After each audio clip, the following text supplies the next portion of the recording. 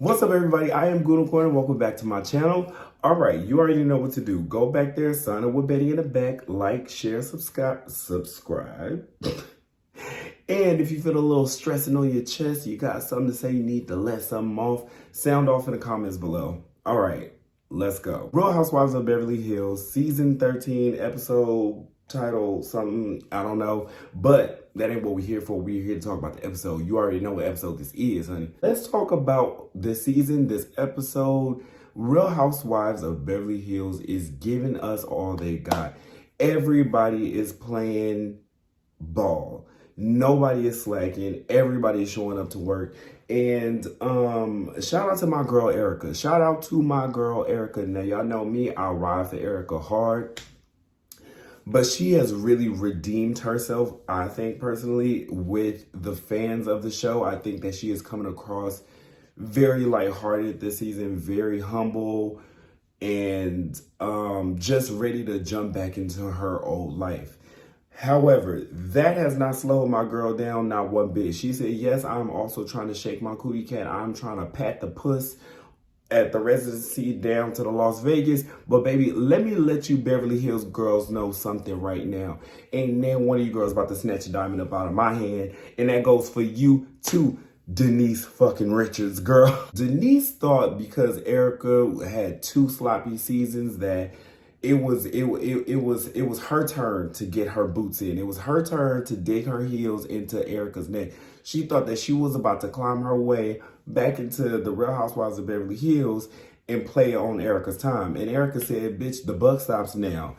I ain't doing this with you. All I can say is, that's right. But before we get down to the Denise and Erika of it all, let's just go through the little tidbits of this episode that I want to cover before we get down to the meat and potatoes of the situation, okay? So, the girls, so Erika, Sutton, and Garcelle all meet up for drinks. Well, first it starts off with Erika and Garcelle. Garcelle says, I have a surprise guest for you. And Sutton is like, girl, is it Denise? Because I don't want to have to slap this bitch at this table. I don't want to have to slap the slur out of her mouth. I don't want to do it with Denise, who is coming to this dinner table. But lo and behold, walks in, stick leg Sutton. Hey, Sutton, girl. Hey, Sutton, sluts. How y'all doing? Sutton comes in. Everything's all lighthearted. The girls are having cocktails. They're drinking. They're having a good time. And honestly, I do believe that this is the very first episode where I'm seeing Sutton and I am genuinely enjoying her. There's been moments with Sutton that I feel like she's peaked for me and she's shown qualities about her that I can enjoy. But I think Sutton is best when she has a cocktail and she is able to just laugh and have a good time. Sutton is at her worst for me when she is digging around her friend's business and trying to send the girls to jail. It's just like, I don't got time for Sutton like that. Like, that bothers me about Sutton. But when Sutton is lighthearted, she's having a good time, she's being her natural Southern quirky self, I enjoy her. So I'm happy to see that Garcelle and Erika are in a place now where they can commune, they can have cocktails, and they can just genuinely laugh together. Because Garcelle and Erika started out as friends. They started out friendly, as Erika said. They started out friendly, so I don't understand why they went down the road that they went down. I think that Garcelle just joined hands with Sutton, and it was just like, whatever Sutton wants, I'm about to give, because it seems like the fans like Sutton, so I'm just, join hands with Sutton over here, Chad. But either way, love that scene. So now we head down to Taco Tuesday, okay? We head down to Taco Tuesday, and all the girls show up. Everybody is everybody is dressed appropriately for Taco Tuesday, maybe except Erika, but Erika always overdresses, but it always looks good. So it's just like, that's what we come to expect of Erika, and I live for it. But I just want to know, why the hell Sutton come up in there sashaying with them damn, what did she have on her dress? Was it flowers? It's just like, this girl always want to wear a print to something. And then she got on a sundress. It's dark outside. It's LA. I'm sure it's got a nice chill in Beverly Hills. It's like, girl, we don't need all that. right now. Girl, we do not need you easy breezy beautiful cover girl. We need you to come in there with a sweat. Where is your cat sweater, girl? This was a perfect time to wear your cat sweater to a Taco Tuesday, not on a date, which she went on a date earlier in the episode, and that date went abysmally. It went downhill real quick. She didn't like the man talking about his mama, which I don't necessarily have an issue with. Like, if I have a first date, I don't think that a man talking about how much he loves his mama is going to turn me off. I would think that that's cute. I think a man who respects his mom and who loves on his mom also shows you how he's going to care about you. Now, you may play second fiddle to his mama, but his mama 88, girl. She about to kick the can any minute. So, you know, all his attention gonna be on you, and like, give it like 2 minutes, baby. Girl, get it. Stay with it. Stay with it, Sutton, girl. So all the girls arrive, and who is it? So we're introduced to Crystal's friend, Nia. And Nia is a messy bitch who lives for drama, because it's like, girl, why is you getting all the tea like this and then spreading it all over this lady's living room? But either way, so she asks about Magic Mike and what happened at Magic Mike. And Dorit and Kyle tell her what happened and how Sutton has this meltdown. And she was like, oh, I want to know more about that story. She was like, well, we would love for you to ask her. So she was like, I'm not doing that. But deep down inside, she was like, baby, I'm doing that. Okay, bitch, I'm getting it. I want to know the tea. I was just like, go ahead, dear girl. Get your 7 minutes of fame. I live. And then Miss Kim rose up. Now, to the Kim Hive, I know y'all ride hard for y'all girl, but that girl showed up to that door jittery and all bouncy and all over the place. And Kim just had, every time Kim is on the screen, I laugh. I laugh and I laugh hard, because that girl, she is just nutty. And something's just like very, very interesting about her. She's always fidgety and just looking all over the place, making these strange faces. And that was full on display this episode. Mama was sipping her tea. She making weird comments to ease the tension. The bulgogi was great. Kim is funny. But I do worry, though, that I like Kim. I like Kim because, how do I say this delicately? I like Kim because of the things that she does that happen because of the things that she takes. Sutton arrives, and then she and Dorit have a conversation about Crystal telling Sutton that Dorit told her that she has vodka in her coffee. Now, if Sutton is having a little bit of vodka in her coffee, that's her business, okay? But the girl said she don't even drink coffee, so Dorit, girl, you just pulled that out of your ass. However, that is not how it was said. Honestly, this episode, the entire theme of the episode is telephone, a bad game of telephone, and people misremembering exactly what the person said and then trying to relay it to the person that they're talking about. Kyle said that Denise called Erika a dumb cunt bot or something like that. And that's literally not what the girl said. The girl didn't say nothing like that. So, Kyle, where did you pick that out from? You just word vomited. You just said anything. You just said, you know what, I'm just set this shit off. And you could have just told the truth. You could have just remembered what the girl actually said, because what the girl actually said was still bad. It was still bad. It was just as bad. She called her like a dumb fucking bitch or something like that. Like, I don't know, girl, but a dumb cunt bot is crazy. That's how you feel, Kyle. You feel like Erika is a dumb cunt bot. Sutton tells us about Santo, and she bought him a new apartment. And then she starts saying, like, she has a special language with Santo, the horse. And she's like, we talk to each other, we have a special language. And she said a special language because obviously you know that she's not serious about her speaking to animals. And then Kim's, hold on, y'all.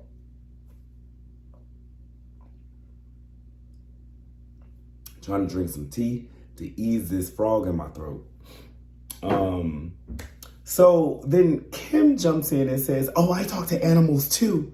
And they understand me and I understand them. Kim, you might want to go see somebody about that, baby. You're not supposed to be talking to animals, and you damn sure ain't supposed to be telling nobody that you talk to animals, girl. But we just gotta like giggle and look away when Kim talks. Sometimes you just gotta like, So the weather outside is cold, isn't it? It's cold, yeah. So as Sutton is telling her story about Santo, Nia says, so I heard you had an interesting time in Vegas. I said, bitch, you ate that. Bitch, you ate that. You're gonna jump this whole thing off. So now Sutton gets into like defending her story about how she was just uncomfortable. And I think at this point, we all understand that Sutton was only uncomfortable because she didn't get chose. They didn't want to split your little twigs, baby. So they went and got somebody with a little meat on their bones. They went and got Erika and Crystal, and they gave them a show. Didn't nobody want to bring your senior citizen ass up there to be splitting your legs in half and grinding their little peckerwoods all on your nether regions. So didn't nobody want to do that. So don't nobody want to play them games with senior citizens. It's gonna be like it's gonna be a charge. Don't nobody want to do that. And then they probably just felt the discomfort just reeking off of you, baby. So just chalk that one up to the game. You gotta let that one go. So then Dorit brings up the situation about the driver. So I guess in Dorit's mind, she was like, well, girl, you was uncomfortable with dancers bumping and grinding, doing their job, knowing that that's what their job entails. They're strippers. That's what they do. You came to Magic Mike expecting that. So I don't know why you suddenly felt uncomfortable. You had dollar bills in your hand, baby. Like, I don't know what you expected, but that was going to be that the whole time. So Dorit says, you're uncomfortable with that, but then you're kissing your driver. Now, hear me out, y'all. I understand where Dorit was going, but it just felt like she jumped the gun a little bit. Like Dorit, 1 + 1 = 2, baby, not fish. Her kissing her driver, somebody that she has a rapport with, somebody that she's grown fond of, or whatever, they had a conversation, they kiss, it is what it is. That's that woman's business. But she's also allowed to be uncomfortable at a bump and grind Magic Mike show. Like, she is definitely allowed to be uncomfortable with that. And you don't get to tell her that she can't be uncomfortable with that because she kissed her driver. Like, don't do that. She's a single woman. She can do what she pleases. So when Dorit drops this bomb, mind you, she says this in front of a room full of strangers, all of Crystal's friends that she has left. She says this in front of a room full of strangers, and Garcelle was like, wait, hold up, not too much on my girl, not too much on my girl, not this one, baby. Garcelle was like, no, it feels like you said that to embarrass her. And Garcelle was spot on. Like, you said that you can play it off like it was not done with any like malicious intent. But no, you said that to be embarrassing. You said that to like air her dirty laundry in front of everybody. That's not something Sutton even talked about with you. Like, you would have never known that had Erika not told you. But even that, it is still amongst your friend group circle. It wasn't your place to say that in front of a room full of people that don't know her. Now, as Garcelle is, defending Sutton, rightfully so, very calm, very cool. It's just like, that feels like an attack. Or that feels like you did this to embarrass her. Then Dorit instantly pulls the white woman card. Oh, I feel attacked. Oh, you attacked me. Oh. And Garcelle smoothly, promptly, clear and concisely wrapped that shit up. Dorit, not too much with the attack word. Like, calm the fuck down. It was not an attack. We're having a conversation, and I interjected to let you know that it wasn't cool for you to air out this woman's dirty laundry or just, her personal business in front of a room full of strangers. That wasn't cool. That is not an attack, Dorit. And I hate when people rely on well, that's how I feel. That's how I feel. You can only use that's how you feel if it makes sense, baby. Like, if your feelings don't make sense, then you need to tuck them deep inside your panties, baby, and keep them there. Do not air your feelings if it don't make sense. You got to make it make sense. You make it make sense. Explain to us how that makes sense.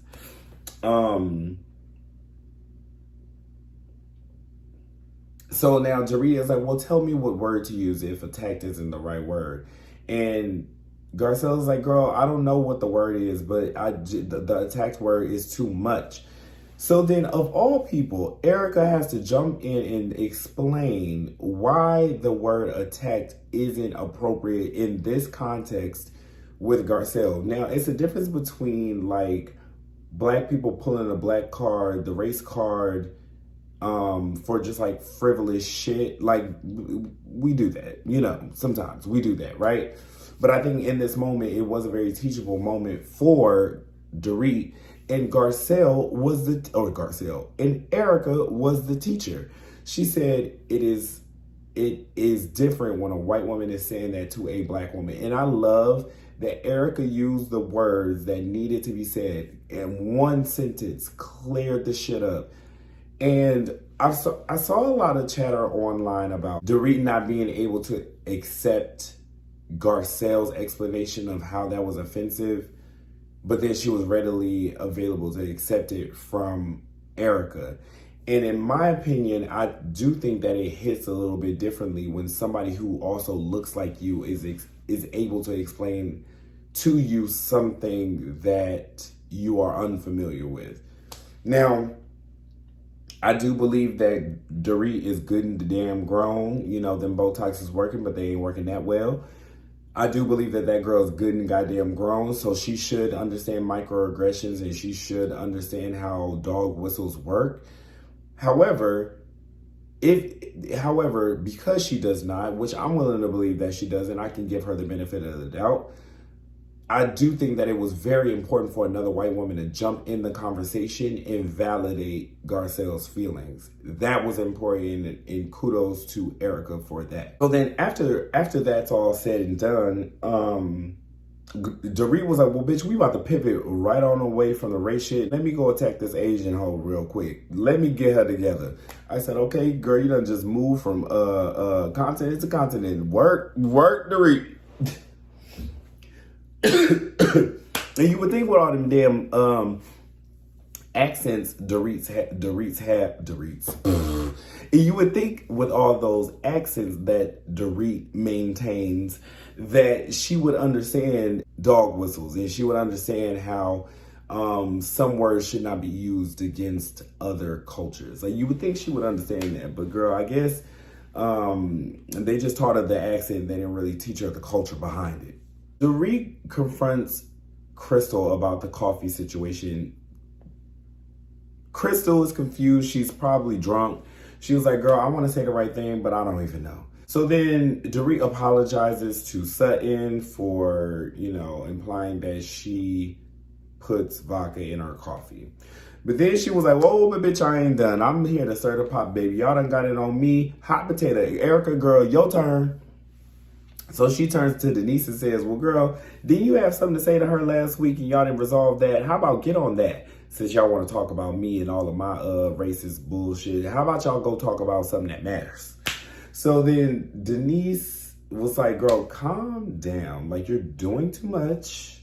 You're doing too much. You real hot right now. Calm it down. So Dorit was like, well, girl, you know what? My job is done. I got Dick waiting for me at the house. So I'm going to be out. I'm going to head out. I got to go. So Dorit packs up her bag, her kit and caboodle, and shuffles on out. And see you later, Dorit. So now Denise was like, well, since she brought it up, let's go ahead and have it out, Erika. So Denise turns to Erika and says, you know, well, I did want to do this with you. And Erika cuts her off like, girl, I do not want to do this with you. And what I love about that is Erika is pacing herself.